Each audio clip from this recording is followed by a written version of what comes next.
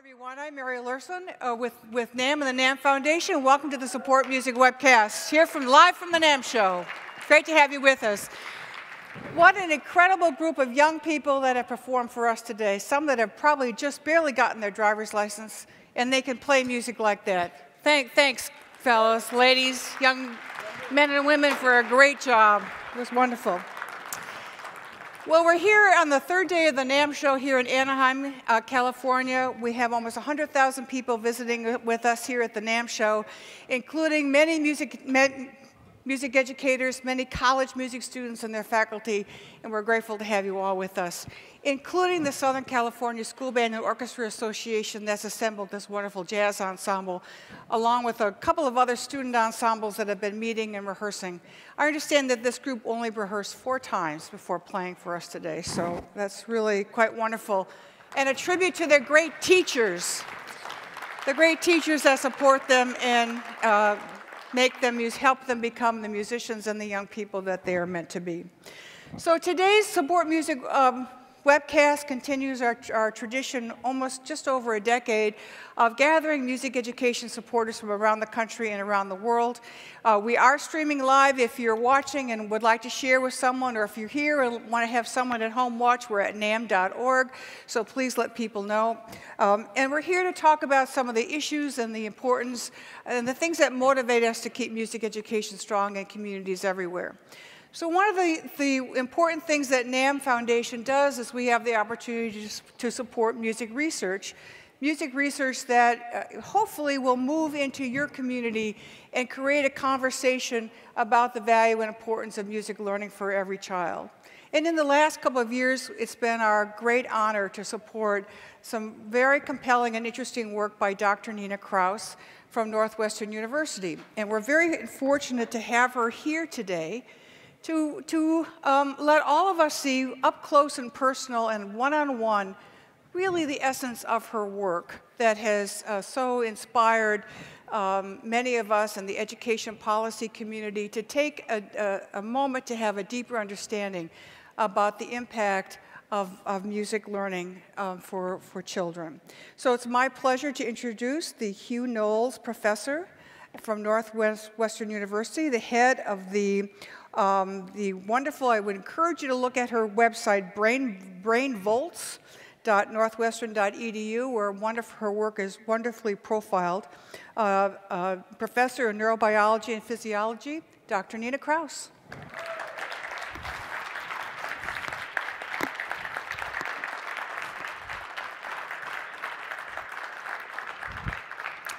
Mary, thank you. And so I get to talk about how making music matters and the biological impact of music training. And it's no joke, it really is the making of music that is important.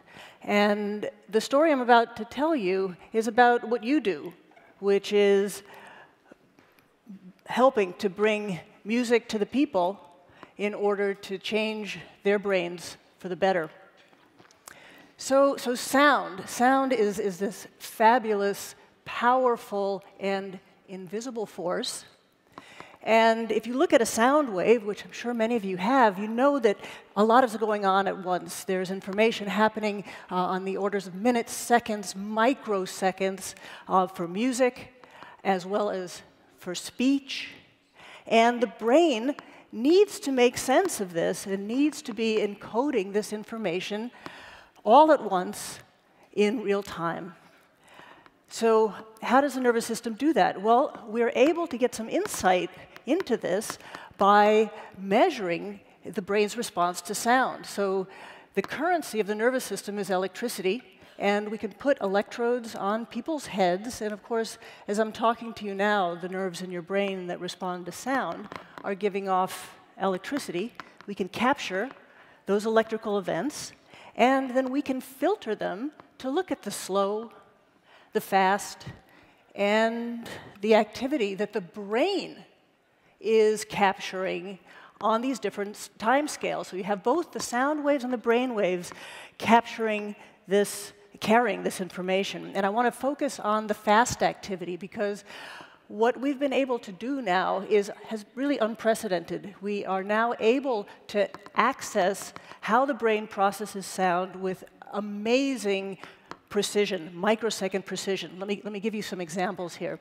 So again, we have scalp electrodes, and we're delivering sound. And so here's a sound wave, and right here is a brain wave. And what you can see right away is that the brain wave physically resembles a sound wave. And so we can take this brain wave and actually feed it back through our amplifiers and our speakers and listen to what the brain hears. So here's the sound wave, and here's the brain wave. Some more examples. A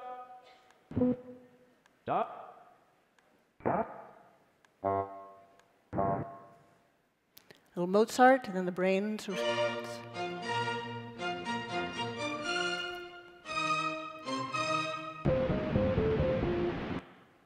And my favorite.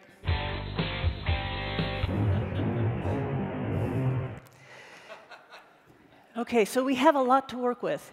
What is very important here is that the brain activity that we're capturing is experience dependent. So it really matters how we spend our time in sound. And the things that we spend a lot of time doing, so the languages we speak, the music we make, has a profound influence on how our brain just automatically processes sound every day. The things that we spend a little bit of time doing have much less impact. So music making actually enhances sound processing in the brain. And I'm a biologist. I like to look at signals, and to be able to see this objectively is very exciting. So we see this increase in the precision with which the brain processes sound. We see that the brain responds to sound more consistently. I mean, imagine if you have a nervous system that is responding to the same sound in a different way each time. How are you to make sense of the world? How's a child to learn? We need to be able to distinguish tiny little changes in consonants that happen very fast. Did I say bad or dad, bill or pill? And musicians are just better to do that.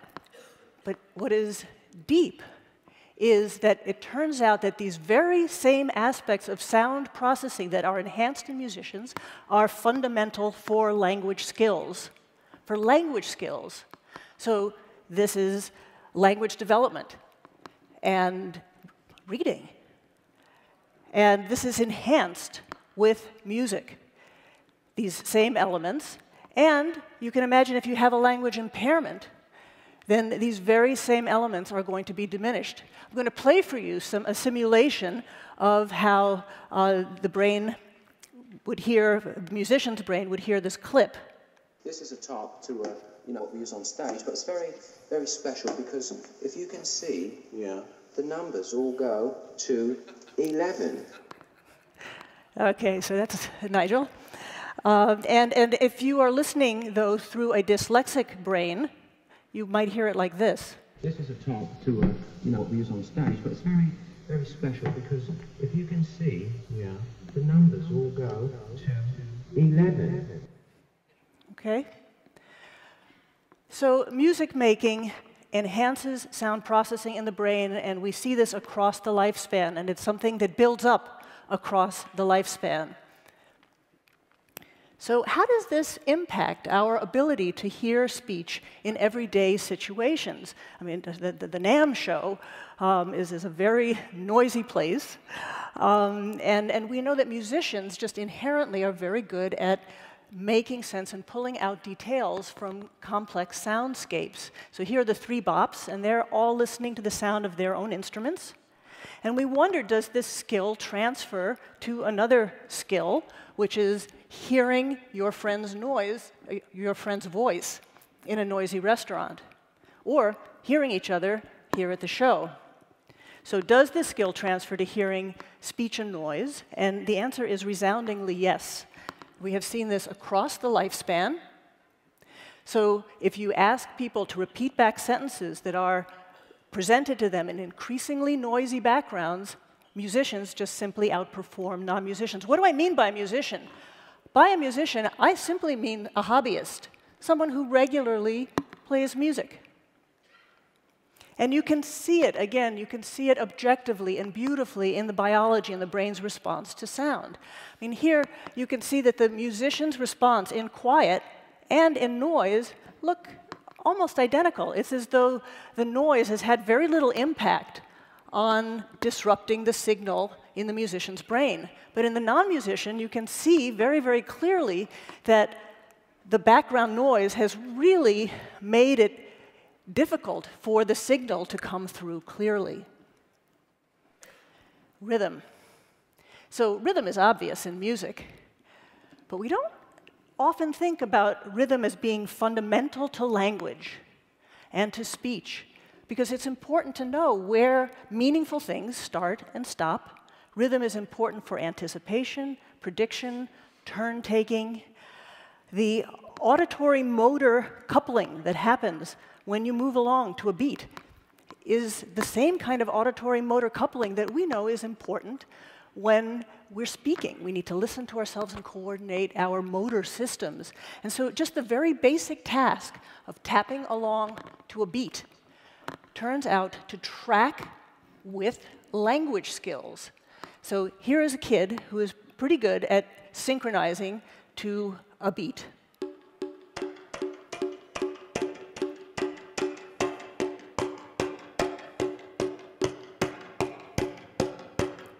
So he's a little guy, and here this little guy has not quite gotten it.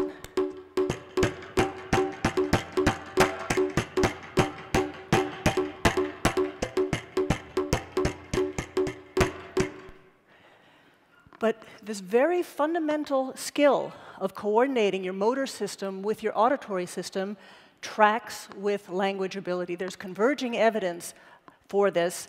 Language, like language development, reading skills, and importantly, you can see it in the biology. So here are these same kids. Here's the sound wave. You can see the rhythm in the sound wave, and you can simply see that this kid who was a good synchronizer, in his brain waves, he's following the rhythm of the sound wave, but the poor synchronizer is not. So what about the biological impact of music education delivered in school settings? So we have two projects, one involving Chicago Public School adolescents, and the other in LA with the Harmony Project, and its founder, Margaret Martin, is here today. And NAMM had the foresight to help support this work, because most of the work in my lab laboratory work is supported by the National Institutes of Health, NSF, but really important work is now the new frontier is less conventional, needs to be done in the field. And so we can take the rigorous biological approach and bring it out into the field. Importantly, these are kids from low-income neighborhoods, so over 90% of them qualify for subsidized lunch. And we know that low income, poverty is associated with linguistic deprivation, especially maternal education. So it turns out that kids whose moms have less education hear fewer words and fewer complex utterances of speech throughout their lives. So what we did was we took these adolescents and we divided them. So they're all low income, but we divided them based on their mother's education and looked at their brain's responses to sound. And we found that the kids whose moms had less education just had more neural noise, even in the absence of stimulation. And then when you played sounds to them, the response to sound was diminished and less precise. So I think of it as an analogy of listening to the radio with a lot of static. And on top of it, the announcer's voice is muffled. So this is how a child in poverty might hear our clip. To what we use on stage, but it's very, very special because if you can see, the numbers all go to 11. Okay. But we see that in-school music really does help the brain process sound on multiple time scales, both on these slow and on these fast time scales. And we also see with this together an improvement in their reading skills and their language skills. And we see that the changes, we see these changes in brain activity, these enhancements in instrumentalists as well as in kids who are in the chorus. But the choir kids, the effects aren't quite as pronounced. In the Harmony Project kids, so these are school-aged, elementary school kids. Remember, I said it was so important in order to be able to distinguish one speech sound, a consonant, from another. Did I say dad, bad, bill, pill?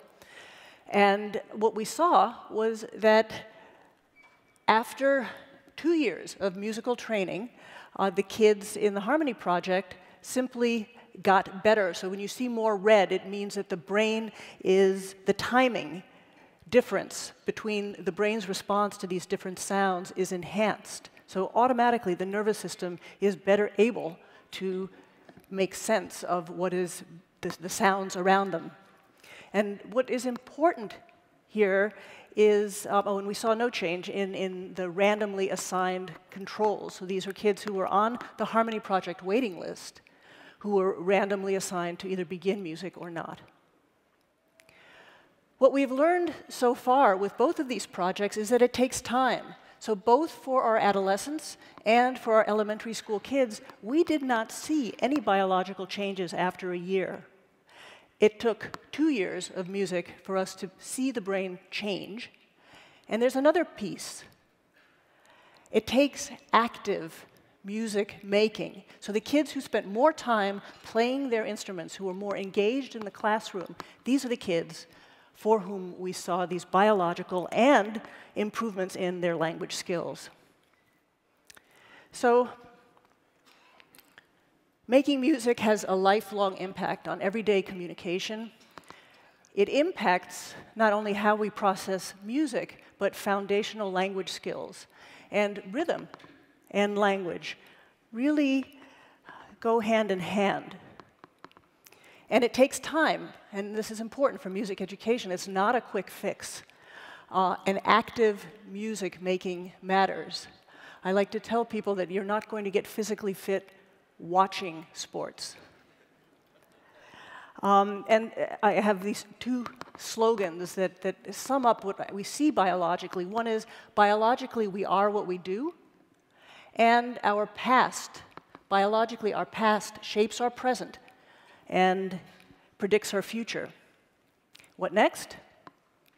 We have a very powerful biological snapshot of auditory processing in humans, which we call NSNAP. It's a neural snapshot of auditory processing. And we're working to empower scientists, educators, audio engineers, manufacturers, and you, to make more discoveries. There is so much that we need to understand about the impact of music on the nervous system. And we're working on developing an inexpensive and user-friendly device. And we're working with partners to make this a reality.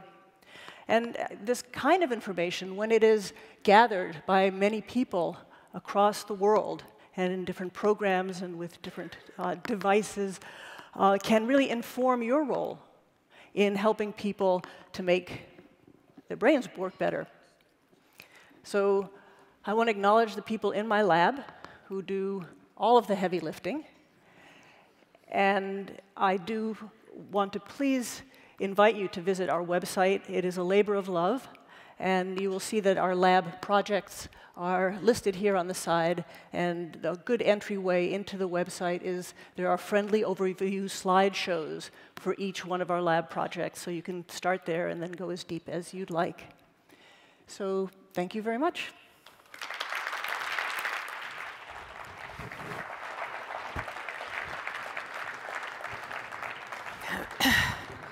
Wonderful, Nina. Just wonderful. This has been a real inspiration. We'll walk while they're going to reset our stage a little bit. I just wanted to ask Nina, don't you all feel a little bit smarter yourselves? Hearing from Nina, it's really remarkable. You know, it also takes a gifted teacher to take something so complex and help and share it with us. Nina's been with us at the Department of Education. She provided briefings to the U.S. Congress, Senate, and House Education Committee staffers. Again, you know, providing an education. But as a scientist, what about this work surprised you, and what continues to surprise you? Well, I just never imagined that the impact of musical experience on the nervous system would be so profound, and that we can see it so clearly. And it makes us, I think, it makes me really appreciate how important the choices that we make for ourselves and for our children and in society are so important to how our society is going to be and develop as a whole. And that's why we had this wonderful discussion standing in the hallway outside of your office about our goal in working with you to bring this into the policy discussion. And we hope to continue to do that very carefully. So we need to educate about this new research, and as you continue to make discoveries, it's really important. You know, one of the things that I really see now is that since we can now measure the brain's response to sound with such precision, we can now really inform not only all of our musical practices. To have a teacher in Kansas show her superintendent how effective her particular program is, but also as we build microphones, devices, all the gear that is here at NAMM, if we know who is likely to be able to hear, or the brain will process these differences, and who not, we can better inform the kinds of devices that are available to people in order to help them make their brains as strong as they can possibly be. Thank you, Nina. Please thank us. Help me thank Nina. Thanks so much.